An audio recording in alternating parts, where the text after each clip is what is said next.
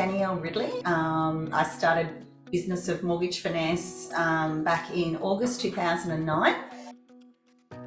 When COVID hit, then the support staff, there was some personal issues that they dealt with, going remote, etc.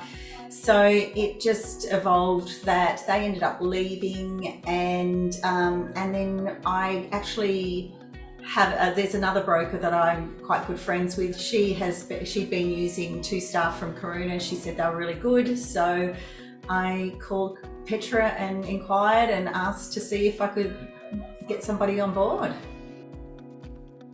Some Australian staff, it was just difficult to keep them on board. It was just hard to manage them during COVID, and gave way to quite challenging times and a challenging sort of atmosphere in the office, which wasn't great. It was quite negative. So when they left, it was probably, even though it was difficult at the time, it was a godsend in retrospect. Look, I was attracted to the fact that obviously we don't have to pay as much as we would an Australian staff member, and also I was really attracted to the fact that there was an HR department that I could help. They could help me with that management point of view. It sounded like a fairly easy onboarding process, and it sounded like there was a lot of support there from that angle. Well, I wanted to try Karuna Assist because the broker that I received a referral from, I've got a lot of admiration for her. She's a very, very good broker. She doesn't put on staff members just off the fly.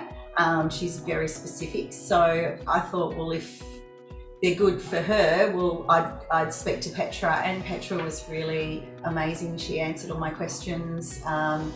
She was very well presented, so I was really impressed by that.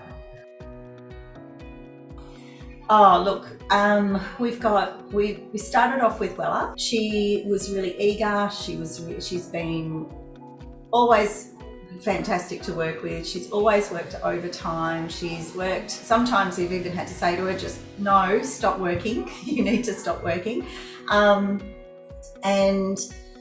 She's always been really gracious, grateful for the work, always eager to learn, wanting to learn.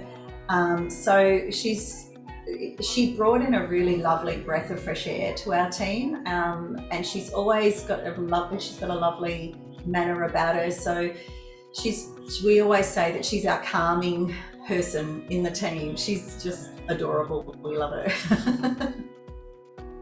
So in a way, the money that we've put in towards training and education for her, I feel we're getting more than enough back, more than our money's worth back. That's even aside, that's obviously an important component, but it's also the training and the fact that I'm confident that she's happy to stay with us for a long period of time, which is exactly what any business owner wants. Because if you're going to put that money and time and effort into training a staff member, you don't want them to leave after 6 or 12 months. You want them to be there for the long term, which Wella, I'm hoping, like I said, hopefully Wella will be there for the next 10 years at least. So my specific results have been, we've had so many clients say thank you so much to Wella. She's been fantastic. She's always kept us in the loop. With every 2 to 3 days, she's giving us an update. Lay's been with us only a couple of months, so she's just starting out, but I'm expecting that she'll probably have the same sort of comments and compliments about her as well moving forward. So I think that's the specific results, is that we're all a part of the one big team, and they're just and they take so much away from me, because they're able to just run things in the background and do the processing for me, and I don't have to, I answer questions to them, but I really don't have to worry about the files too much. 3 to 4 months was when we started the girls sort of doing their own files. And the reason for that is, I mean, in Australia, obviously, it's a lot easier for an Australian to know, you know, they kind of know how to buy a house.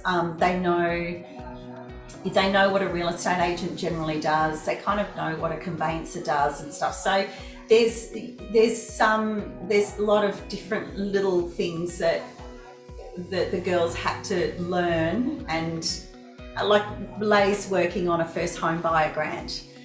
She's never done one before. She's just getting her head around, you know, when is that applicable, and, you know, when they buy a house, is it for all houses or is it only for some houses and stuff like that. So I think those sorts of things, we just have to remember we can't take it for granted that they understand and know how the Australian market works. Probably the thing that I would say about considering outsourcing is don't waste the staff. Don't waste them on just data entry, because to me that's a complete waste of somebody's talents. Wella and Lay are extremely intelligent ladies. They're very fast learners, and I think if you were just leaving them to do data entry, you'd just be wasting all that talent and wasting all that, you know, ability. Why do that? Using your services is, I love the relationship I have with Jessica and the people in the HR department. Probably specifically Jessica, because I've sort of just dealt with her for longer. I think the long-term impact is definitely we can keep training, we can keep you know, learning, teaching them the ways of our processing, and hopefully they really appreciate and they love the work, because then they'll stay, you know, long-term for us. I think it's running really well. I think it's just a really well-run team, and I mean, I was going to see if I could go over there earlier this year, but I couldn't. And even Jessica said to me, "Oh, when you come over, I'd love to meet you, and let's go for coffee." And I went, "Great." So I think it is a really lovely community, and I feel that there's nothing I can't ask of Karuna, and they'll be really transparent and reasonable.